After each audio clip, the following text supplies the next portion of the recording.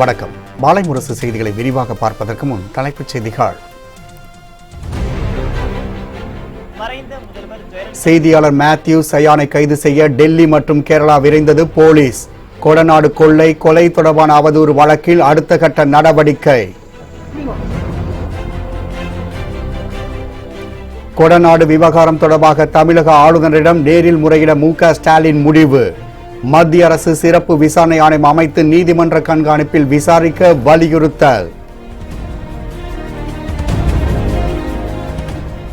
முதலமைச்சர் மீது அவதூறு பரப்பினால் மக்கள் ஏற்க மாட்டார்கள் என செம்மலை ஆவேசம். மத்திய அரசுக்கு காவடி எடுப்பதை தவிர அதிமுக அரசுக்கு எதுவும் தெரியாது என கனிமொழி விமர்சனம்.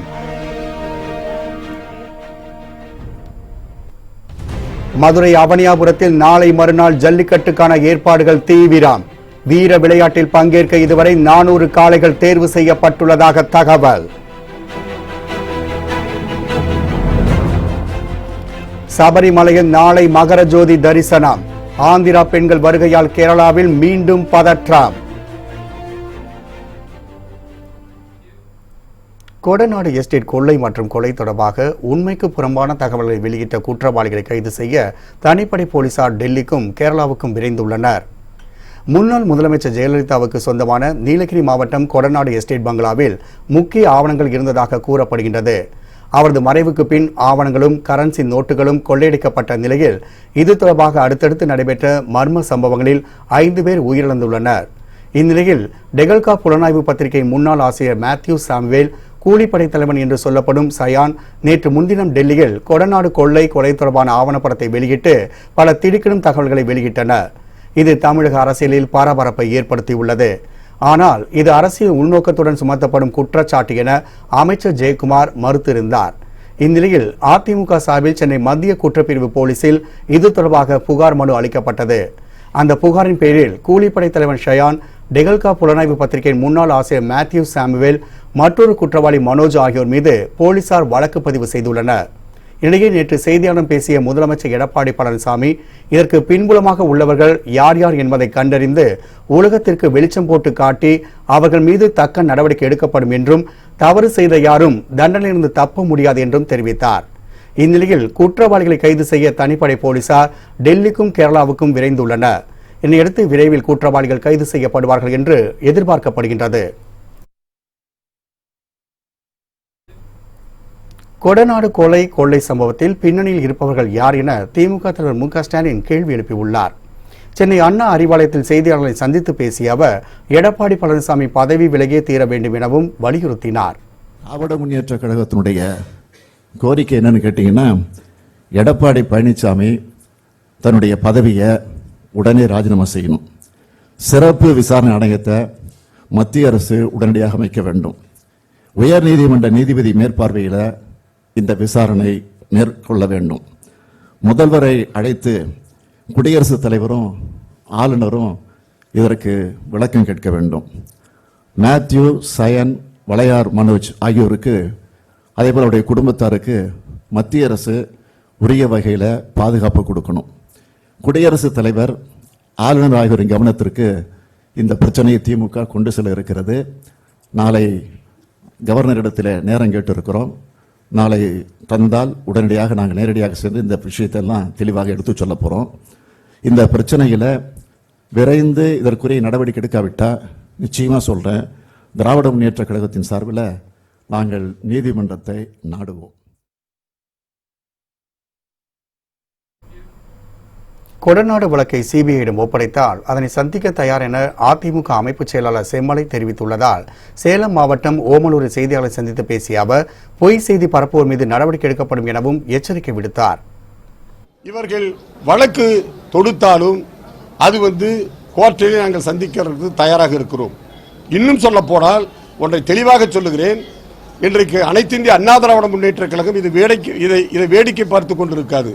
நிச்சயமாக அப்படிப்பட்டவர்கள் வழக்கு தொடுத்தாலும் சரி, அல்லது வேறு ஏதாவது இதை செய்தியாக ஊடகங்களிலே பரப்பினாலும் சரி, அவர்கள் மீது நிச்சயமாக இந்த பொய் செய்திக்காக இட்டுக்கட்டி முதல்வர் மீது அவதூறு பரப்புவதற்காக நிச்சயமாக யார் இதை முன்னிருந்து செய்கிறார்களோ அவர்கள் மீது நாங்கள் நிச்சயமாக அவதூறு வழக்கு தொடர்ந்து அவர்களை நீதிமன்றத்திலே சந்திப்பதற்கு கூட அனைத்து இந்திய அண்ணா திராவிட முன்னேற்றக் கழகம் தயாராக இருக்கிறது. மத்திய அரசுக்கு காவடி எடுப்பதை தவிர அதிமுக அரசுக்கு எதுவும் தெரியாது என திமுக மகளிர் அணி செயலாளரும் மாநிலவை எம்பியுமான கனிமொழி தெரிவித்தார். தமிழ் புத்தாண்டை ஒட்டி தனியார் அமைப்பு சார்பில் சென்னை மேற்கு மாவட்டத்தில் நடைபெற்ற பொங்கல் விழாவில் திமுக எம்பி கனிமொழி மற்றும் மேற்கு மாவட்ட திமுக செயலாளர் ஜே அன்பழகன் ஆகியோர் கலந்து கொண்டனர். விழாவினில் வேட்டி, சேலை, அரிசி, கரும்பு, வெல்லம் உள்ளிட்ட பரிசு பொருட்கள் பொதுமக்களுக்கு வழங்கப்பட்டன. பொங்கல் பரிசு பொருட்களை வழங்கி பேசிய கனிமொழி, தமிழகத்தில் அதிமுகவின் பெயரில் பாஜக ஆட்சி நடைபெற்று வருவதாக விமர்சித்தார். ஒவ்வொரு தேர்தலிலும் ஓட்டுக்கு பணத்தை கொடுத்து வெற்றி பெற்று விடலாம் என எண்ணம் அதிமுகவிற்கு இருப்பதாக கூறிய அவர், கொடநாடு விவகாரத்தில் தன் மீதான குற்றச்சாட்டை பொய் என நிரூபிக்க முடியாத முதலமைச்சர் தமிழக மக்களை எப்படி பாதுகாப்பார் எனவும் கேள்வி எழுப்பினார். சில நாட்களாக டெஹல்கா என்ற பத்திரிகையின் முன்னாள் பத்திரிகையாளர் ஒருவர் முதலமைச்சரையும் அவருடைய சகாக்களையும் பற்றி மிக கடுமையான குற்றச்சாட்டுகளை வைத்திருக்கிறார். ஆனா முதலமைச்சருடைய பதில், நான் எதிர்த்து கேஸ் போடுவேங்கிறத தவிர எந்த விளக்கமும் கிடையாது. 5 பேருடைய மரணம், கொடநாட்டுல 5 பேருடைய மரணத்திற்கு முதலமைச்சரே காரணம் என்று சுட்டிக்காட்டுகிறார். இதற்கு எந்த விளக்கமும் கிடையாது. இப்படி தான் சார்ந்து இருக்கக்கூடிய இயக்கத்திற்கு தன் தலைமைக்கே எதிராக செயல்படக்கூடியவர்கள் இந்த தமிழ்நாட்டு மக்களை காப்பாற்றுவார்களா என்று நீங்கள் சிந்தித்து பார்க்க வேண்டும்.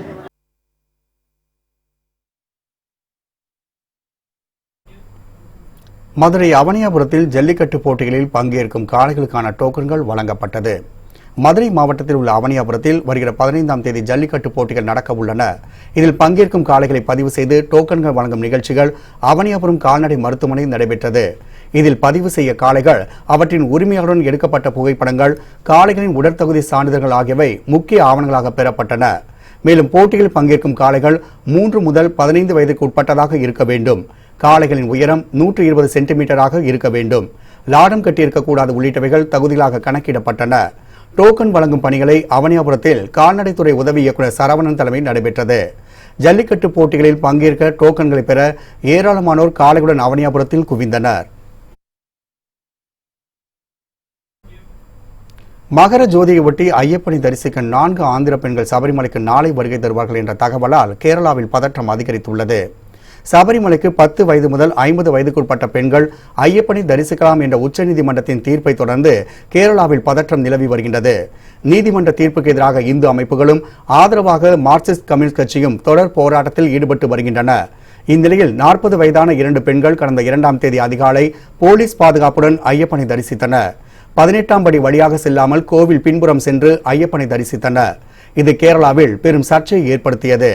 இதனை கண்டித்து பாரதிய ஜனதா உள்ளிட்ட இந்து அமைப்புகள் சார்பில் முழு அடைப்பு போராட்டம் நடைபெற்றது. இந்நிலையில் சபரிமலை நோக்கி ஆந்திராவை சேர்ந்த 50 வயதுக்குட்பட்ட பெண்கள் 4 பேர் கோட்டயம் வழியாக எரிவேலி சென்று ஐயப்பனை தரிசிக்க உள்ளதாக தகவலை அடுத்து கேரளாவில் மீண்டும் பதற்றம் அதிகரித்துள்ளது. தமிழகத்தில் எய்ம்ஸ் அமைக்க ஒப்புதல் அளித்து நிதி ஒதுக்கீடு செய்த மத்திய அரசுக்கு தற்போது வரை எதிர்க்கட்சித் தலைவரான மு.க. ஸ்டாலின் நன்றி தெரிவிக்காதது ஏன் என மாநில பாஜக தலைவர் தமிழிசை சவுந்தரராஜன் கேள்வி எழுப்பினார். மதுரை விமான நிலையத்தில் செய்தியாளர்களிடம் பேசிய அவர், கொடநாடு விவகாரத்தில் நீதிமன்றத்தில் வழக்கு நிலுவையில் இருக்கும்போது ஆதாரம் இல்லாமல் யார் மீதும் குற்றம் சுமத்தக்கூடாது என்று கூறினார். மேலும் குற்றவாளிகள் யார் என்பதை கண்டுபிடிக்க வேண்டும் என்றும் தமிழிசை சவுந்தரராஜன் தெரிவித்தார். ஜல்லிக்கட்டு தமிழகத்தின் அனைத்து பகுதிகளிலும் நடத்துவதற்கு தமிழக அரசு வழிவகை செய்ய வேண்டும் எனவும் அவர் கேட்டுக் கொண்டுள்ளார். 1300 கோடி ரூபாயில வர எய்ம்ஸ் மருத்துவமனை இங்கே உள்ள பாமர மக்களுக்கு நவீன சிகிச்சை கொடுக்க போகிறது. ஆக இவர்கள் மக்கள் பற்றி கவலைப்படுபவர்களாக இருந்தால் நன்றி. ஏனென்றால் நீங்க இல்லைன்னு உடனே கருப்பு கொடி காமிக்கிறீங்க, உடனே அதுக்கு என்ன திட்டம் கொண்டு வந்தீங்கன்னு நான் கேட்கிறேன். 10 வருஷமா ஏன் எய்ம்ஸ பத்தி யோசனை பண்ணல? இன்னைக்கு எங்க மேல ஏதோ புறக்கணிக்கிறது தமிழகத்தில் இல்ல. தமிழகம் காங்கிரஸ் திராவிட முன்னேற்ற கழக அந்த 10 ஆண்டுகள் ஆட்சியில் முற்றிலுமாக புறக்கணிக்கப்பட்டது. வாஜ்பாய் காலத்துல எய்ம்ஸ் கொண்டு வரணும்னு சொல்லப்பட்டது. இந்த 10 வருஷம் ஏன் அதை பத்தி யோசனை பண்ணல?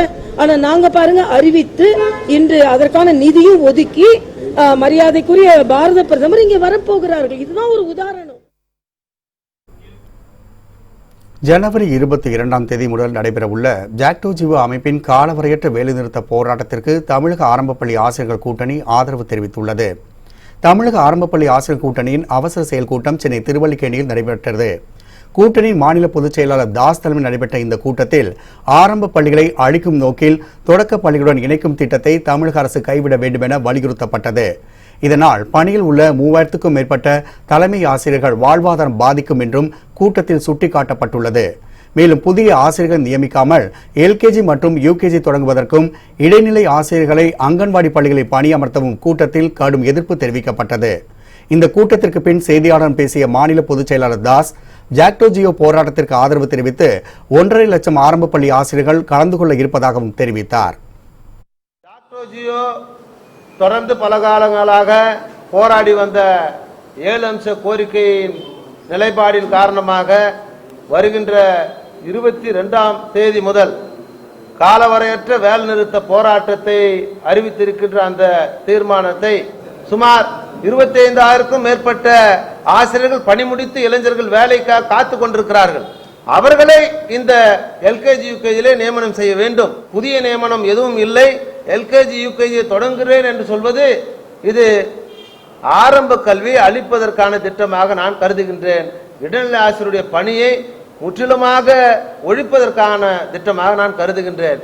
எனவே இது அரசு கைவிட வேண்டும் என்ற வேண்டுகோளை நாங்கள் வைக்கின்றோம்.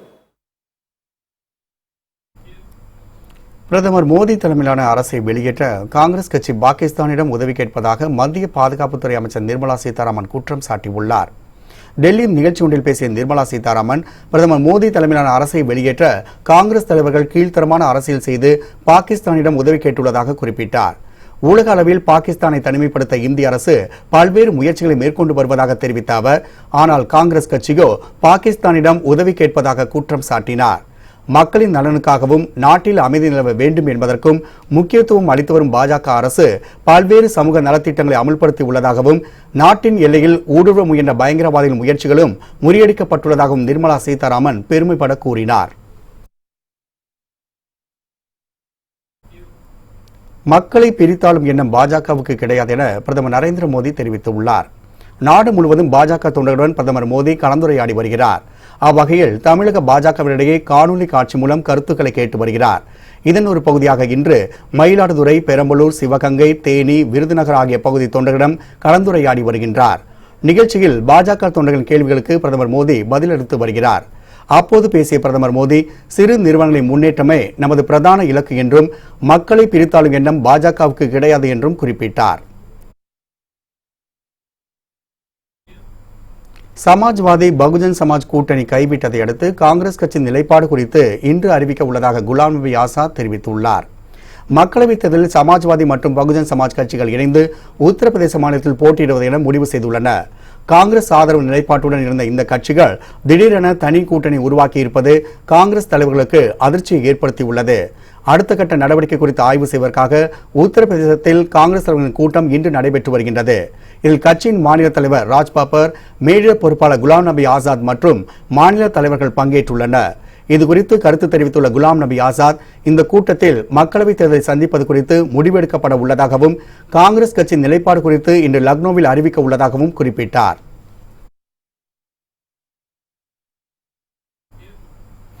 காஷ்மீரில் இந்திய பாதுகாப்பு படையினரால் தேடப்பட்டு வந்த பயங்கரவாதிகள் 2 பேர் சுட்டுக் கொல்லப்பட்டுள்ளனர்.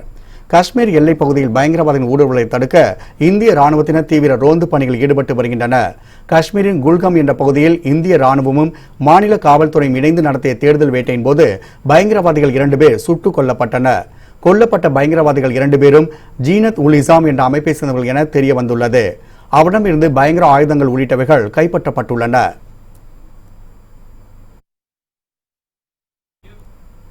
எல்லைப் பகுதியான லடாக்கில் உலகின் மிகப்பெரிய சோலார் திட்டத்தை அமைக்க மத்திய அரசு திட்டமிட்டுள்ளது. ஒவ்வொரு ஆண்டும் வெளியிடப்படும் 12,750 டன் கார்பனை கட்டுப்படுத்தவும், டீசல் சார்ந்த ஜெனரேட்டர்களின் பயன்பாட்டை குறைக்கவும் கார்களுக்கு கிழக்கே 200 கிலோமீட்டர் தூரம் வரை சோலார் திட்டத்தை ஏற்படுத்த திட்டமிடப்பட்டுள்ளது. தற்போது சீனாவில் உள்ள டெங்கர் பாலைவன சோலார் பூங்காவே உலகின் மிகப்பெரிய சோலார் மின் உற்பத்தி திட்டமாக கருதப்படுகின்றது. இதில் 1547 மெகாவாட் மின்சாரம் உற்பத்தி செய்யப்படுகின்றது.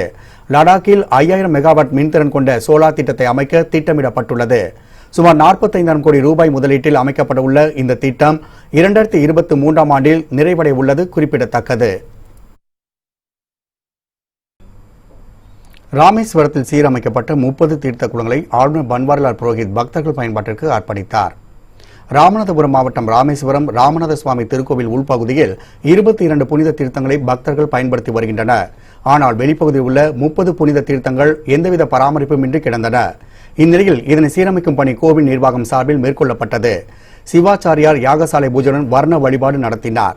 பின்னர் தமிழக ஆளுநர் பன்வாரிலால் புரோஹித் புனித நீரை தீர்த்த குளங்களில் ஊற்றி பக்தர்களின் பயன்பாட்டிற்காக திறந்து வைத்தார். இந்நிகழ்ச்சியில் மாவட்ட ஆட்சியர் வீர ராகவராவ், காவல்துறை அதிகாரிகள், வருவாய்த்துறை அதிகாரிகள் மற்றும் கோவில் நிர்வாகிகள் பங்கேற்றனர். சென்னை கோயம்பேட்டில் இன்று 3வது நாளாக வெளியூர்களுக்கு சிறப்பு பேருந்துகள் இயக்கப்பட்டு வருகின்றன. இதுகுறித்து நமது செய்தியாளர் காயத்ரி தரும் கூடுதல் தகவல்களை இப்போது பார்க்கலாம். பொங்கல் திருநாளை ஒட்டி சிறப்பு பேருந்துகள் இயக்கப்பட்டிருக்கிறது. அதாவது நம்ம கோயம்பேட் பேருந்து நிலையத்தில் நின்றுட்டு இருக்கோம். இங்க பாத்தீங்கன்னா பொதுமக்களுக்காக சிறப்பு பேருந்துகள் இயக்கப்பட்டு தொடர்ந்து அவங்களுக்கான ஒரு இன்ஸ்ட்ரக்ஷனும் தனித்தனியா வழங்கிட்டு தான் வராங்க. அதாவது தனித்தனியா இதற்காக ஆட்கள் நியமிக்கப்பட்டு அவங்க பொதுமக்களுக்கு சரியான ஒரு வழிகாட்டியா, அதாவது பேருந்துகள் எந்த இடத்திலிருந்து இயங்குது, எந்த இடத்திற்கு செல்லணும் அப்படிங்கிறது முதற்கொண்டு அவங்க எந்தெந்த கவுண்டருக்கு போகணும் அப்படிங்கிற வரைக்கும் எல்லாமே தெளிவான ஒரு விளக்கத்தை கொடுத்துட்டு வராங்க. எங்களோட மதுரையில வீட்டுக்கு போறோம், முன்பதிவு செஞ்சுட்டு போறோம். முன்பதிவு செஞ்சதுனால டென்ஷன் இல்லாம போறதுனால ஒன்றும் பிரச்சனை கிடையாது. நிறைய பேருந்து இங்கே இருக்கிறதுனால என்கொயரி டிபார்ட்மெண்ட் நல்லா இது பண்றாங்க. அதனால முன்பதிவு செஞ்சுட்டு போறோம். பேருந்து எப்போ போறோம், எந்த பிளேஸ்ல இருக்கு, குழந்தைங்களை வச்சுட்டு இருக்கோம்ல, எதுவுமே எங்களுக்கு தெரியாது. இப்போ அந்தந்த பிளேஸ்ல அவங்கவுங்க எங்களுக்கு ஹெல்ப்ல பண்ணதுனால தான் நாங்கள் பஸ் ஏறி போறோம். பொதுமக்கள் பெருமளவில் ஒரு சிறப்பான நடைமுறையா இந்த நடைமுறையை பார்த்துட்டு இருக்காங்க. அதாவது பாத்தீங்கன்னா தற்போது தமிழகத்துல போன இயர்ல பாத்தீங்கன்னா 20,000 பேருந்துகள் இயக்கப்பட்டது. இந்த இயர்ல பாத்தீங்கன்னா 24,000 பேருந்துகள், அதாவது 4,000 பேருந்துகள் சிறப்பான பேருந்துகளா தற்போது அறிவிக்கப்பட்டு இயக்கப்பட்டு வருகிறது. இதனால பொதுமக்கள் சிறந்த அளவுல பயன்பெற்று இருக்காங்கிறது பொதுமக்களுடைய கருத்தாவே இருந்துட்டு வருது. சென்னையில இருந்து காரைக்கால் போறேன். இப்ப பொங்கல் செலிப்ரேஷனுக்காக போறேன். முன்னாடிலாம் ரிசர்வ் பண்ணாதான் போக முடியும். இப்ப ரிசர்வ் பண்ணாமலே பஸ் அவைலபிலிட்டியா இருக்கு. ரொம்ப நன்றி தமிழ்நாடு அரசு. மாலை முரசு செய்திகளுக்காக ஒளிப்பதிவாளர் யுவராஜுடன் செய்தியாளர் காயத்ரி. சென்னையில் உள்ள அனைத்து காவல் நிலையங்களிலும் காவலர்கள் குடியிருப்புகளிலும் பொங்கல் பண்டிகை கொண்டாட ஏற்பாடு செய்யப்பட்டிருப்பதாக மாநகர காவல் ஆணையர் விஸ்வநாதன் தெரிவித்துள்ளார். சென்னை கிண்டியில் அமைந்துள்ள பரங்கிமலை தெற்கு மண்டல இணை ஆணையர் அலுவலகத்தில் உள்ள ஆயுதப்படை மைதானத்தில் காவலர்கள் சார்பில் சென்னை காவல்துறையினர் மற்றும் லயன்ஸ் கிளப் உறுப்பினர்களும் இணைந்து பொங்கல் விழாவை கொண்டாடினர். இதில் சிறப்பு விருந்தினராக சென்னை மாநகர காவல் ஆணையர் AK விஸ்வநாதன் கலந்து கொண்டார். இந்த பொங்கல் விழாவில் சிலம்பாட்டம், பறையாட்டம், பொய்க்கால் குதிரையாட்டம், மயிலாட்டம், பரதநாட்டியம் என பல்வேறு கலை நிகழ்ச்சிகள் நடத்தப்பட்டன. மேலும் பொங்கல் விழாவில் அனைவரையும் ஊக்குவிக்கும் விதமாக பல்வேறு போட்டிகள் நடத்தப்பட்டு அதற்கான பரிசு பொருட்களையும் சென்னை மாநகர ஆணையர் AK விஸ்வநாதன் வழங்கினார். காவலர் சார்பில் நடத்தப்பட்ட பொங்கல் விழாவில் காவலர் குடும்பத்தினை சேர்ந்த ஏராளமானோர் கலந்து கொண்டனர். முன்னதாக சென்னை மாநகர காவல் ஆணையர் AK விஸ்வநாதன் பொங்கல் வைக்கும்போது பொங்கல் பானையில் அரிசியிட்டு பொங்கல் விழாவை தொடக்கி வைத்தார். பின்னர் செய்தியாளர்களிடம் பேசிய அவர், சென்னையில் உள்ள அனைத்து காவல் நிலையங்களிலும் காவலர்கள் குடியிருப்புகளிலும் பொங்கல் பண்டிகை கொண்டாட ஏற்பாடு செய்யப்பட்டிருப்பதாக கூறினார்.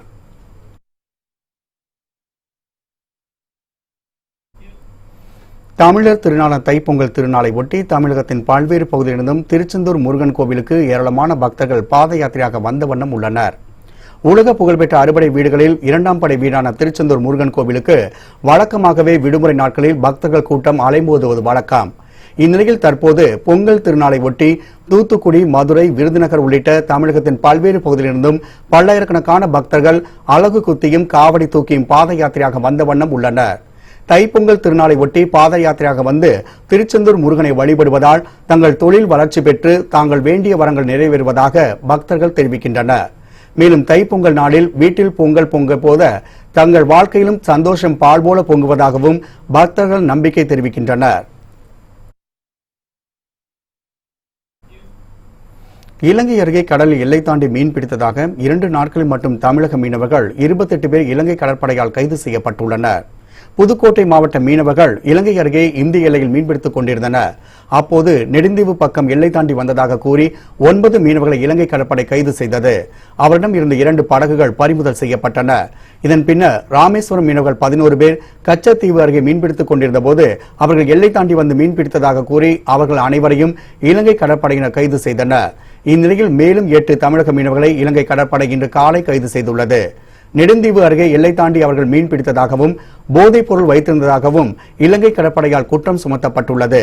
இந்நிலையில் கைதான மீனவர்கள் காரைநகர் கடற்படை முகாமில் வைக்கப்பட்டுள்ளதாக தகவல்கள் தெரிவிக்கின்றன.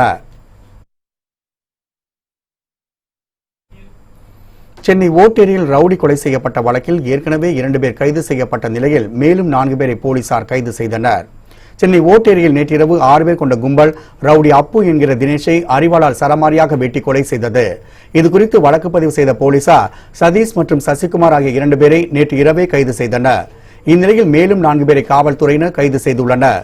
ரவுடி கொலை சம்பவத்தில் ஈடுபட்ட கதிரவன், சரவணன், கோகுல்ராஜ், மோனிஷ் ஆகிய 4 பேர் கைது செய்யப்பட்டுள்ளனர். அவரிடம் போலீசார் மேற்கொண்ட விசாரணையில் கடந்த 2012ஆம் ஆண்டு சசிகுமாரின் சகோதரரை அப்பு கொலை செய்தார் என்றும் அதற்கு பழிவாங்கும் நோக்கில் அப்பு கொலை செய்யப்பட்டார் எனவும் தெரிய வந்துள்ளது.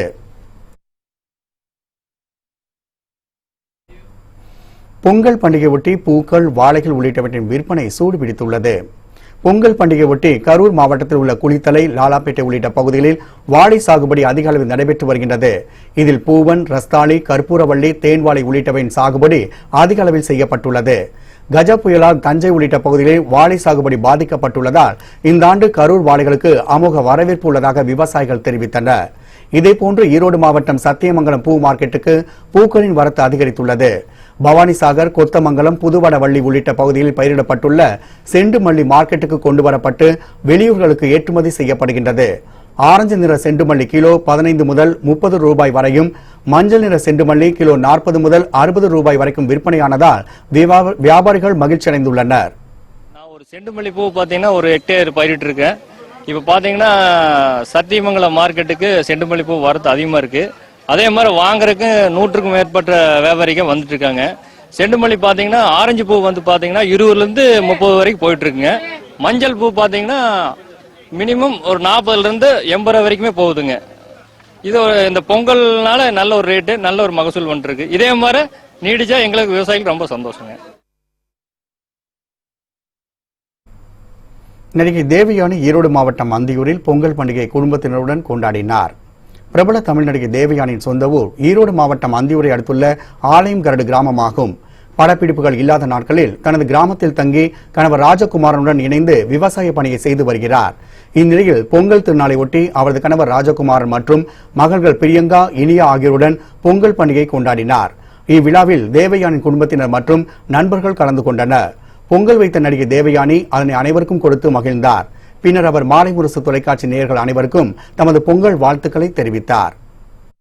மாலை முரசு நேயர்களுக்கு இனிய பொங்கல் நல்வாழ்த்துக்கள். திண்டுக்கல் அருகே ஏடிஎம் இயந்திரத்தை உடைத்து கொள்ளை முயற்சியில் ஈடுபட்ட மர்ம நபர்களை போலீசார் தேடி வருகின்றனர். திண்டுக்கல் மாவட்டம் வேடப்பட்டியில் SBI மற்றும் இண்டிகேஷ் ஏடிஎம் மையங்கள் செயல்பட்டு வருகின்றன. இந்நிலையில் இன்று அதிகாலை அடையாளம் தெரியாத 2 பேர் ஏடிஎம் இயந்திரத்தை உடைக்கும் முயற்சியில் ஈடுபட்டுள்ளனர். ஏடிஎம் மையத்திலிருந்து சத்தம் கேட்டதும் மாடியில் இருந்த வீட்டின் உரிமையாளர் வருவதை அறிந்து கொள்ளையர்கள் தப்பி ஓடிவிட்டனர். இதுகுறித்து காவல்துறைக்கு தகவல் தெரிவிக்கப்பட்டது. சம்பவ இடத்துக்கு விரைந்து சென்ற போலீசார் 2 மையத்திலும் இருந்த CCTV கேமராவில் பதிவான காட்சிகளை கொண்டு கொள்ளையர்களை தேடி வருகின்றனர்.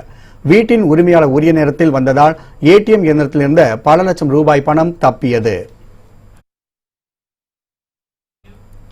திருத்தணி அருகே அடுத்தடுத்து 3 கடைகள் தீ விபத்து ஏற்பட்டதில் பல லட்சம் ரூபாய் மதிப்பிலான பொருட்கள் தீயில் இருந்து சேதமடைந்துள்ளன. திருவள்ளூர் மாவட்டம் திருத்தணி பைபாஸ் சாலையில் இருசக்கர வாகன உதிரிபாக விற்பனை கடை, மெக்கானிக் கடை உள்ளிட்ட 3 கடைகள் உள்ளன. இந்நிலையில் உதிரிபாக கடையில் இன்று அதிகாலை தீ விபத்து ஏற்பட்டது. மளமளவென பரவிய தீ அருகிலிருந்த மற்ற கடைகளுக்கும் பரவியது. இதனால் மெக்கானிக் கடை முன்பு நிறுத்தி வைக்கப்பட்டிருந்த ஏராளமான இருசக்கர வாகனங்கள் தீப்பிடித்து இருந்தன. தகவல் அறிந்து சம்பவ இடத்துக்கு சென்ற தீயணைப்பு துறையினர் 2 மணி நேரம் போராடி தீயை அணைத்தனர்.